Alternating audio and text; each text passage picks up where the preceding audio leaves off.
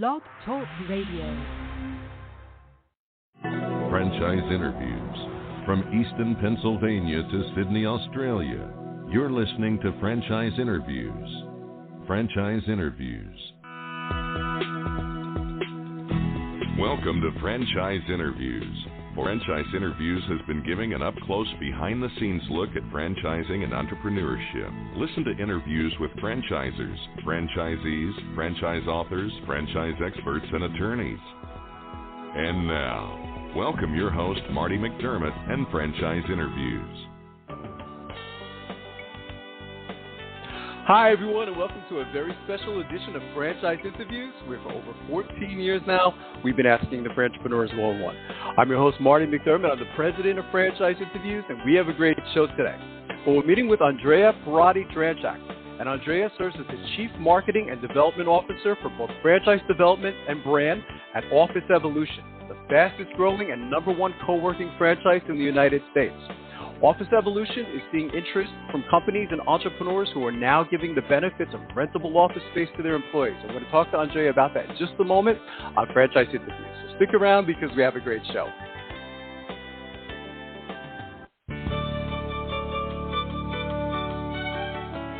Are you one of those special people who are willing to go after your dreams and goals? Are you ready to fulfill that dream of owning your own business with the security of a proven brand? The opportunity to take control of your future and own a Rita's Italian Ice franchise is within your reach. Rita's is seeking success-oriented individuals who are ready to make a change in their life, and Rita's offers unparalleled training and support to assure your success. And did you know the frozen treat industry is a recession-proof industry, and there are Rita's in 23 states currently with 540 stores open. Rita's Italian Ice has been around for 25 years and is listed as a top-performing franchise by the Wall Street Journal. Now here's the really good part. Rita's Italian Ice is a unique and amazing taste treat. It's smoother than a snow cone, and it combines ice with real fresh fruit. The real fruit adds dramatically to the taste, and it comes in over 40 flavors. The ice and fruit are mixed on site and made fresh daily, and it is delicious. You'll want to know more about this exciting and successful franchise opportunity. Go to www.ownaritas.com and get all your questions answered. That's www.ownaritas.com to take control of your dreams and future today. You don't want to wait any longer to be a part of this adventure. www.ownaritas.com.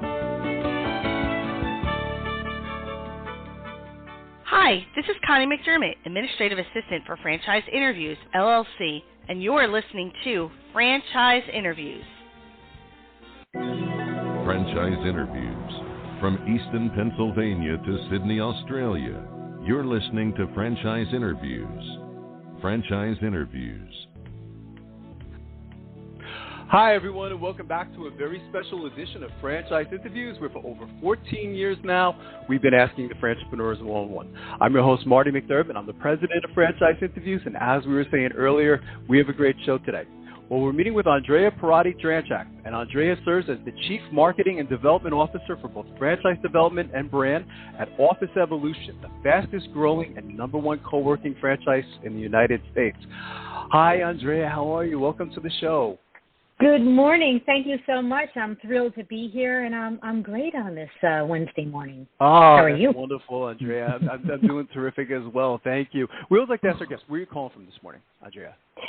This morning, I am calling from my home office in Fairfield, Connecticut. But if you had asked me, a couple of days ago, I might have been at our co-working space in Coral Springs, Florida, or maybe our co-working space in Westport, Connecticut. I fortunately have more than 75 locations across the nation to work from. So wherever I am, I have an office. That's terrific. Well, it's a nice segue, Andrea, into my next question. Maybe you could, tell us a little bit about Office Evolution and mainly, what differentiates you from, some of the other businesses in your industry. Absolutely. I often say that our founder, Mark Hemmeter, must have been clairvoyant when he launched Office Evolution 18 years ago, because it is more relevant now than it was then. So we are the largest locally owned and operated co-working provider in the nation. And I underscore locally owned and operated because that's so important to all your franchises, especially to our audience out here. There's nothing that replaces that local hands-on accountability and nurturing of your members. So that is number one. Our owners are typically, execs who've had amazing careers, who are looking to start to exit, who want to be a part of still the world of business. And so the fact that we are entrepreneurs serving entrepreneurs on a local level makes it really important. The second thing is that we are in suburban markets. And now with the mass exodus from urban to suburban markets, the fact that people can live and work close to home and choose to have an office 10, 15 minutes from their home is very powerful. It's so exciting. I mean, you were mentioning Mark, started this concept 18 years ago, and did he tap into this whole thing like right away? You mentioned it's great to suburban. I mean, did he tap into that right away? Because typically when we think of this type of concept, I think of like cities, right? Like you think of Chicago or Miami or Philadelphia, those types of places, So, I mean, it's very clever. And I didn't mean to cut you off, by the way. Well, it is very clever, and you are 100% correct. I was a member of the leadership team that launched another company here, another co-working space here in 1999, and we launched solely in city centers. So you name it, if they had three sports teams, we were there. Mark. And that was our expansion strategy, really. But Mark went in a completely different direction. He said, no, secondary, tertiary markets. I want to be where people live and work, and I want to support that community. So we weave ourselves into the fabric of the community, and it's really important. The other thing that he said was, I want small locations. I want everybody to know each other. I want there to be a sense of community, and I want it to be vibrant. I mean, when you think of when you have a smaller location and you have more people who are connecting, it becomes a more vibrant community, a more connected community. So that's important also. It's very important, Andrea. It's interesting. I used to teach for a small school in Philadelphia, and I'm in Easton, Pennsylvania, Andrea. And when I'd have to go to Philly, I mean, I'd have to leave sometimes like 2.5, 3 hours early just to get to that location. And people don't want to sit in traffic, do they? And I just think that the whole thing is very clever. Well, it's bad for it's bad for the environment. It's bad for your psyche. It's bad for your productivity. It takes time away from your life outside of the office. It's bad all around. And this whole great experiment of us working from our homes, for the past year and a half, it shows you can be productive when you're working remotely. But the fact is, Marty, nobody wants to have to work from their home. You want to have the choice to work from wherever you want to work from.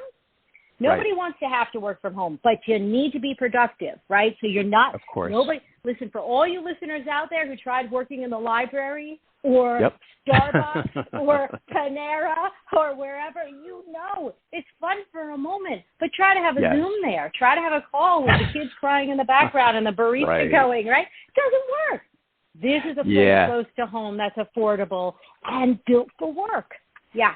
Yeah, it's so powerful. I guess we all experienced this, Andrea, right? I mean, last year, is my son, his school was closed, of course, and he had to go online doing the Zoom, and my wife, she started working from, so you had all three of us like working and doing Zoom meetings sometimes at the same time, and it was crazy, right? In the beginning, it was great. You say, oh my God, we're all together and things like that, but it's not so easy, is it? When all 3 or 4 people or 5 people in the house are on Zoom meetings, it gets a little chaotic, and that kind of like segues, because the theme of the show last year, I mean, we couldn't do a show last year, Andrea, without talking about the pandemic, so I mean, maybe you could talk a little bit about what has the pandemic showed us about the office, and more so even like the future of work.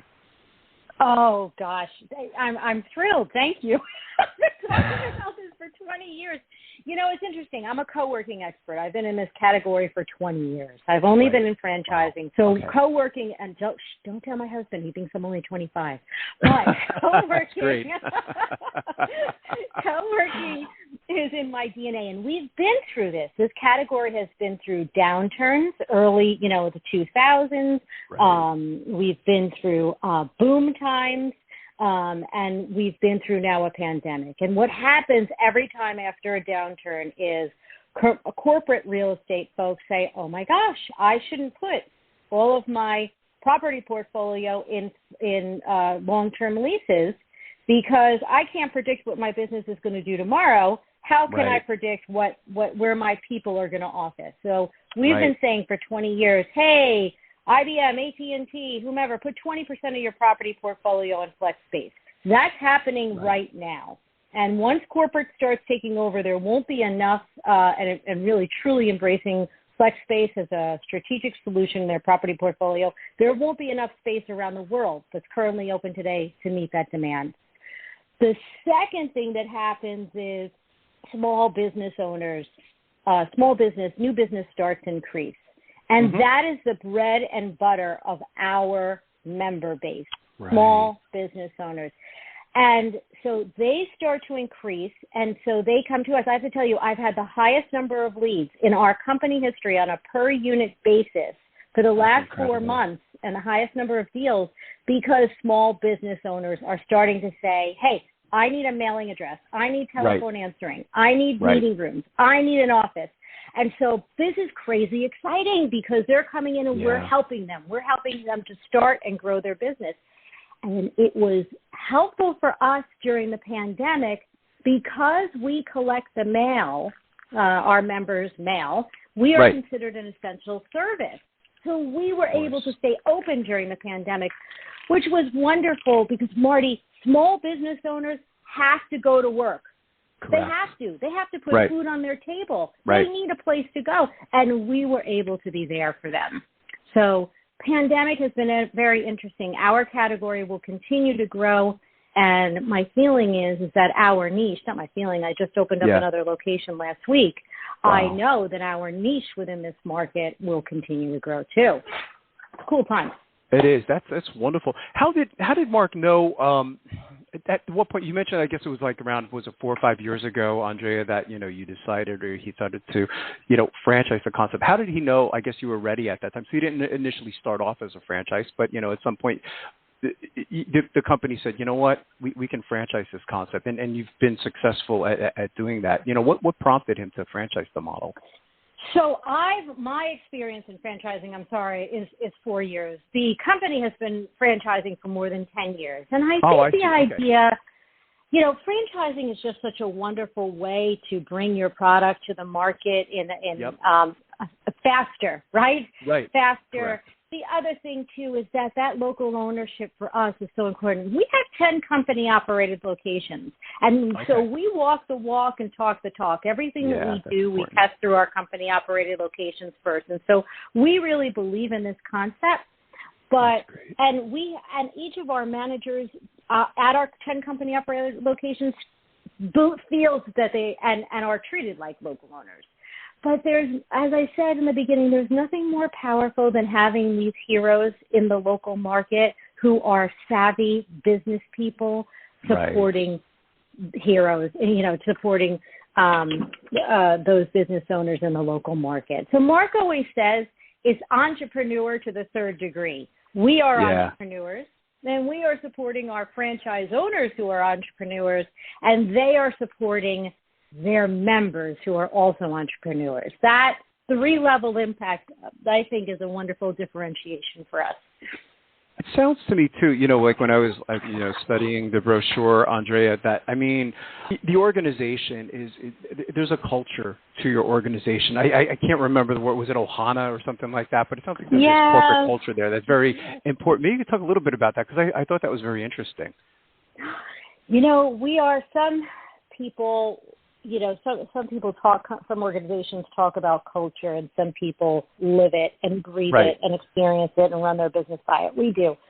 Mark is Hawaiian, and he and his wife are from Hawaii, and ohana is a word for family. And we like to joke because it's not family sitting around on a porch drinking lemonade. You know, this is a tribe, individuals rallying together for a common cause, and that is true. And we speak about our ohana not only amongst our corporate team as well as our franchisees, but also our members. Talk about how we rally for those who believe in themselves and will rally for themselves. And it was very interesting because, listen, I'm a New Yorker, and I'm a little, in case you can't tell by my accent, and I'm a little jaded, you know, and I'm like, ohana, great. And over the last 3 years, I've lived it, I've experienced it, and during the pandemic, we had Zoom calls 3 times a week. And when I would look at the chat, and our franchise owners would say, thank goodness for our ohana. Yeah. And it wasn't just us, corporate, talking heads, feeding, our franchisees. During those calls, the last half hour of the calls would be the franchisees helping each other. Right. And sharing their best practice and their trials and tribulations. And it was really palpable. And that sentiment remained true throughout the entire pandemic and even obviously through to today. But when the rubber hit the wall, the ohana was there. We were all there for each other. It was really wonderful. Terrific. Yeah, I'm glad I asked you the question, Andrea, because it's an important part of the franchise, I think, is, the organizational culture, and that's what I got was one of the, certain many benefits of the organization. I know you get to meet with a lot of prospective franchisees. I mean, when you're meeting with them, Andrea, how do you typically describe the franchise to, someone who's interested in the concept? Well, and thank you for asking that question about culture, because that is very important. And truly, I play our 1-minute video during those intro calls, and I look at the franchise candidate's face to see if they're looking at the video. Are they moved by the message? Are they moved by the music? And that is very telling. So that is really number one. Does this ohana culture, is this meaningful to you, or do you brush it off? So that's number one. What I do say is listen, this isn't a gym. This isn't a smoothie shop. Correct. This isn't two maids, a cleaning thing. They all have their purpose, and they're incredibly important. This is a higher investment, okay? It is a longer and a ramp. But what it is 93% recurring revenue, single employee model, dealing with 9 to 5 business hours. You'll have your evenings and weekends. There's cash. There's no expiring inventory. And this is really important because it takes a very special person who wants to have that long-term investment. And as I say, I think when we have that when we have that person who's at the pinnacle of his or her career and they're like, I don't want to go, I want to change. I don't want to go to work every day making somebody else money. I want to have a legacy for my family. I want to do something with my husband or wife and be in this together. I'm ready to get out. I'm ready to start exiting that corporate career. And then I want to be out completely. That's my person. And I want to be that person is involved in local community activities, supporting important causes as a part of the, and giving back to that community. And their children are in their community, and maybe they're on the PTA. That's the person that we want.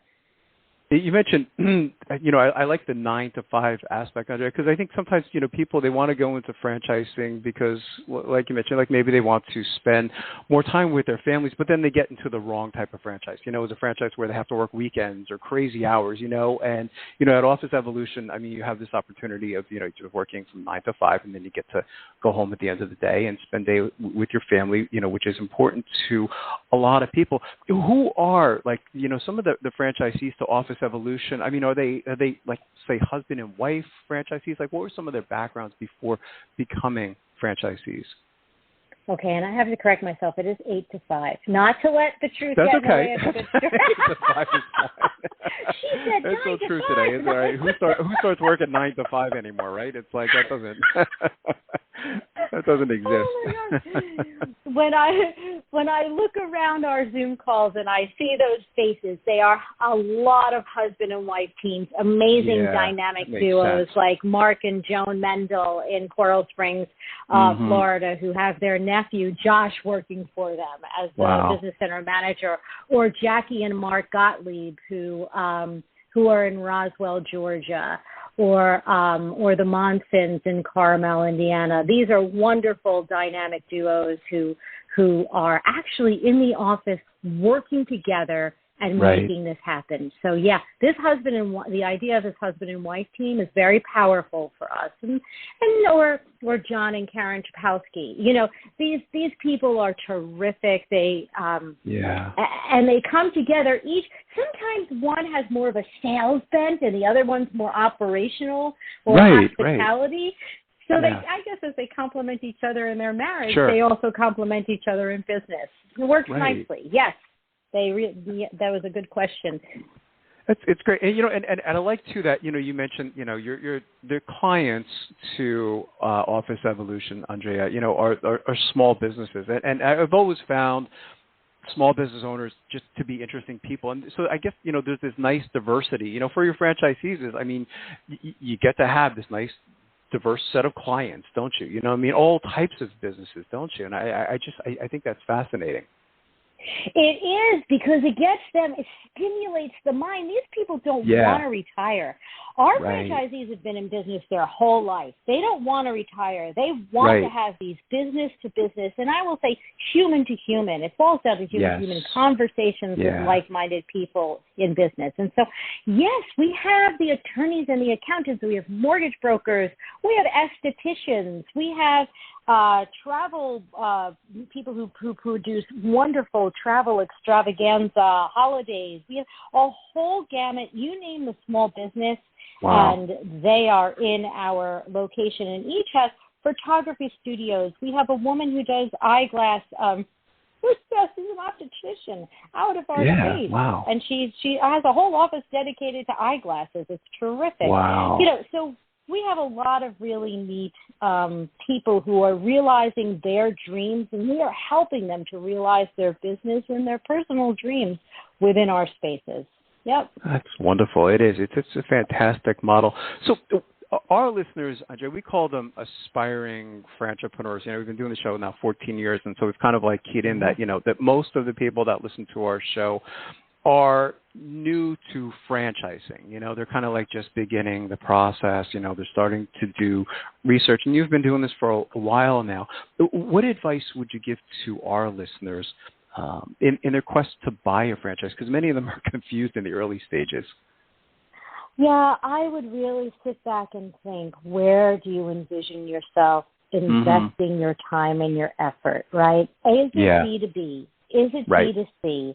Is it what category you want to do, and what category is an extension of you, something that you're going to want to be passionate about? Because ours is a semi-absentee model, but come on, let's be real. You're running and owning a business. You got to be passionate about what it is that you're investing your time in.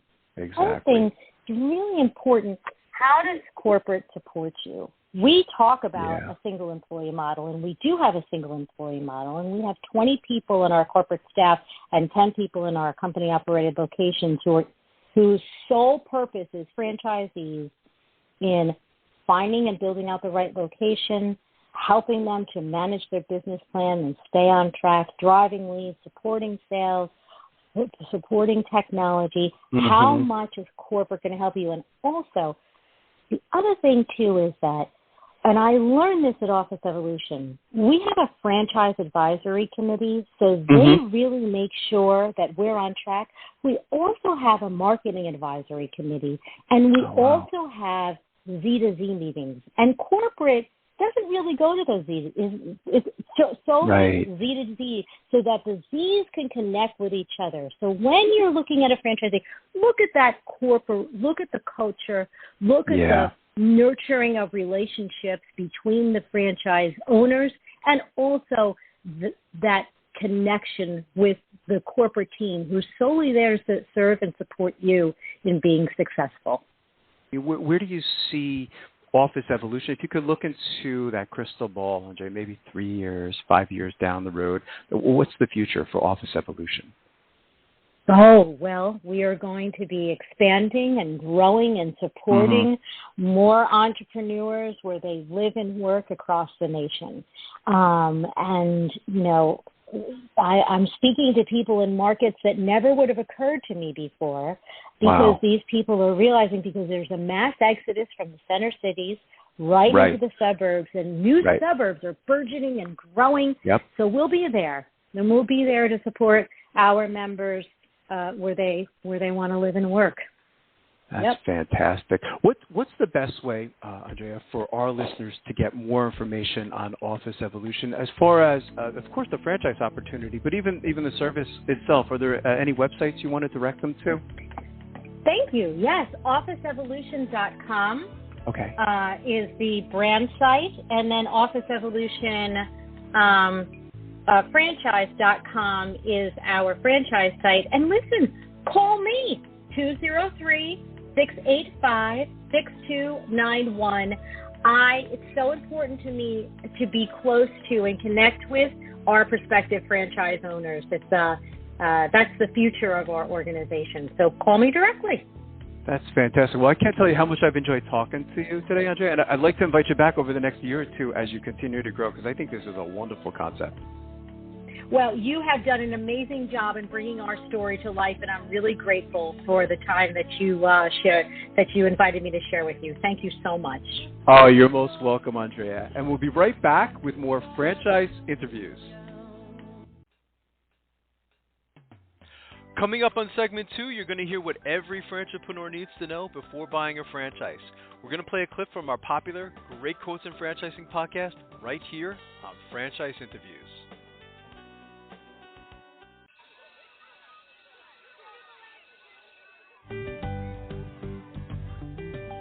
Franchise Teacher. Would you like to know how to franchise your concept or grow your franchise business?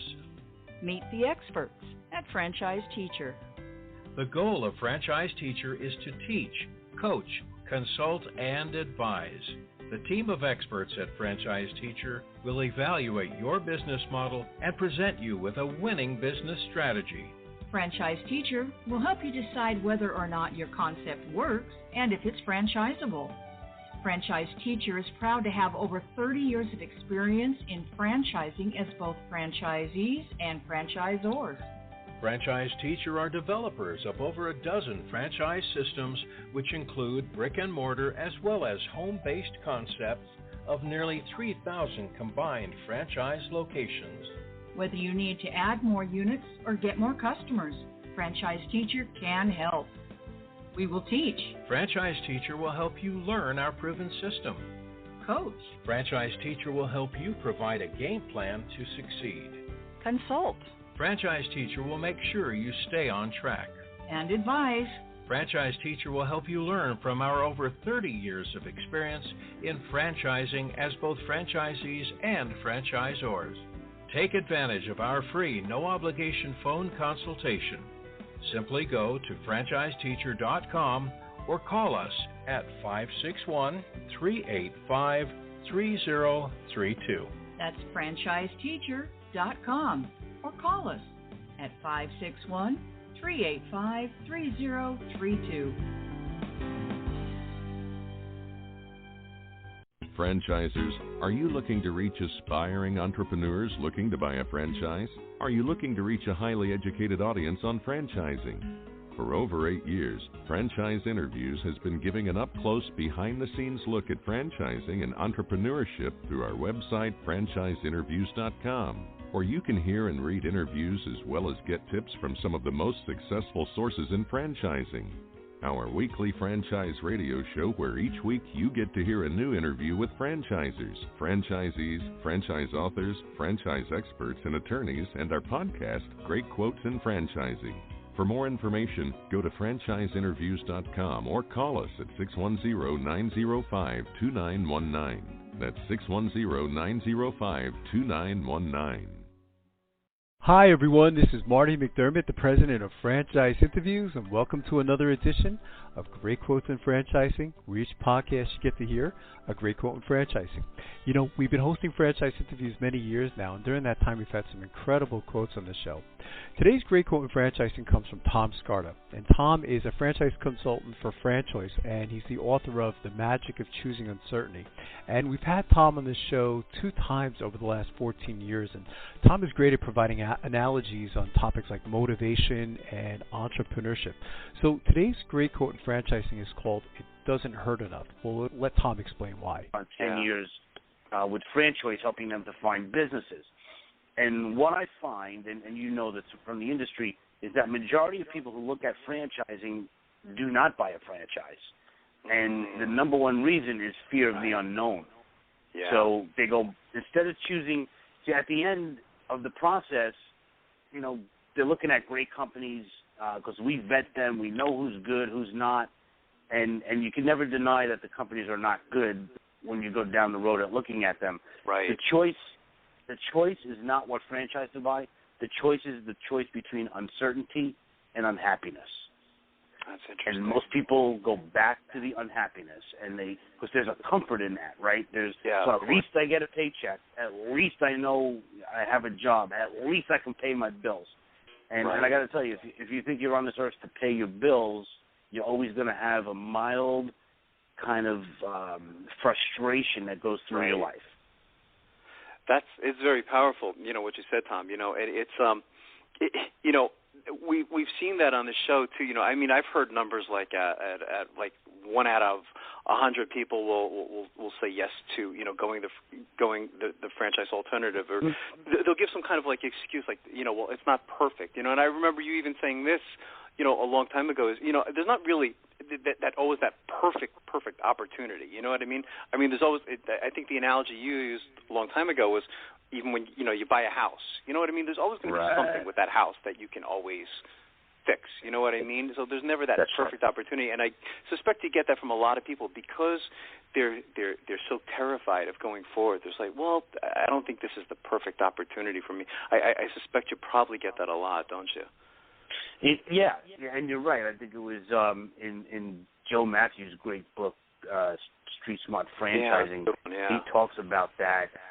1 out of every 100 people that look at franchising actually buy a franchise, and that the thing for me, Marty, is it makes me sad inside, because I talk to these folks that have great backgrounds, they're phenomenal at what they do, and they can easily translate their skills into their own business and really live happily ever after, and they don't, and it's always because of fear of the unknown. Mm-hmm. You use a powerful word, Tom. You know, you used happy, you know, and I think it's interesting that how many people there are out there that are, you know, working day to day, and they're just, you know, as you said, they're paying their bills, you know, but they're not happy, are they? You know, and I know a lot of those people who are working for, let's say, the city, and you know, they're going to get their pension at some point, but they just aren't happy. And I can't imagine working 40 years and not being happy, and you wonder, you know, it's really that powerful, and that's why I think your book is so important. You know, The Magic of Choosing Uncertainty is that, you know, you lived it, haven't you? I mean, you know, I'm sure, you know, you've been through all of those things that a lot of your clients certainly have going through their head, don't they? Yeah, I've been in their shoes. And that's why I kind of enjoy I love what I do, because I'm really able to speak to people on a, you know, a one-to-one basis that, you know, I not only have empathy, I've been there, I've done it, and you know, maybe it's not for everybody, and that's fine. I get that. Not everybody should buy a franchise, believe me. Right. But you know, but when you're there and you're on the cusp, and you know, it's the 11th hour and you have to make a decision, and you run away from it, it's really, really sad. And from my perspective, it is, and I think from their perspective, I just read an article last week that said 86% of Americans want to change their job today. Wow, that's incredible. And I think it was 86%. 86% of Americans want to change their job today, and probably maybe 1% will, get out of the corporate rat race. A lot of people will change jobs, and they're going from, one fire to another fire, and they really don't solve anything. But I'll tell you that, a great story that I share with everybody, and I think that it will go very, very well here. If you can imagine for a second, there's these two guys sitting on a porch, like two old hillbillies, right? And they're drinking their sarsaparilla, and they're rocking in their rocking chairs. And one of them has a hound dog, and the hound dog's sitting on the floor. And every once in a while, that hound dog lets out a yelp. Yeah. So one of these guys, one guy says to the other guy with the dog, "What's wrong with your dog?" And he said, "Nothing's wrong with the dog." So he said, "Well, why does he yelp like that?" Yeah. And he said, "Oh, he's laying on a nail." And he said, "Well, why doesn't he get off the nail?" And he said, "Well, I guess it just doesn't hurt bad enough." Wow. That's a great analogy. We're going to have to use it. We have this great quotes in franchising podcast. We're going to have to put that one in there. I haven't heard you tell that story, but I think that's I mean that's a great one. I mean, it does show how we're willing to live our lives like that, isn't it? Yeah, it is. It frustrates the heck out of me. And in the book, I give people what I call fuel for change, which are different exercises at the end of a couple of different chapters where you can go through changing your mindset about things. Yeah. And you realize after a while, all your stuff, all your baggage in that fear department essentially comes from your parents and from your upbringing telling you, no, don't do that, be careful, and if you lose, you're a loser. And that's not the case at all, because when you take a chance and if it doesn't work out for some reason, there's more life lessons in that failure than there is in any success. And I can tell you that directly from my smoothie experience. Sure. There's so much more to learn when you're trying to climb out of a hole than standing on top of a hill. Yeah, and it's it must be interesting. I'm one of those people, as I mentioned, Tom. My mom is still waiting for me to go apply for the post office. I said I'm going to be 50 years old in 3 years. And I just recently completed my doctorate degree last year, and I think she's still waiting for me to go work for the post office. She just tried to instill that in me as a kid, and maybe that was my reason I went the other direction. It just didn't seem gratifying to me, not to pick on anyone who works for the post office, but I wouldn't have had that. And I love the word you use. You use this word fuel, and we had the great Michael Gerber on our show, and I know you're a fan of his as well. If you'd like to hear that whole interview with Tom Scarta, all you have to do is go to franchiseinterviews.com. You can go to our franchises listed alphabetically page, and you can find Tom Scarta there. Or you can go to franchise interviews listed by category, and you can go to our franchise experts page and listen to the interview there. And finally, we just want to thank everyone for making this Great Quotes in Franchising podcast such a big hit. And we'll see you again soon with another edition of Great Quotes in Franchising from Franchise Interviews. Take care, everyone. Franchise Interviews. From Easton, Pennsylvania to Sydney, Australia, you're listening to Franchise Interviews. Franchise Interviews.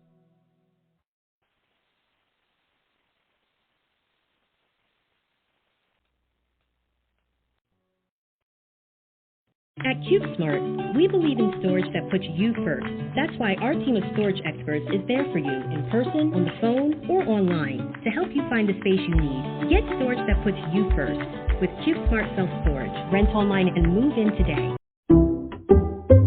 Some people just know the best rate for you is a rate based on you with Allstate.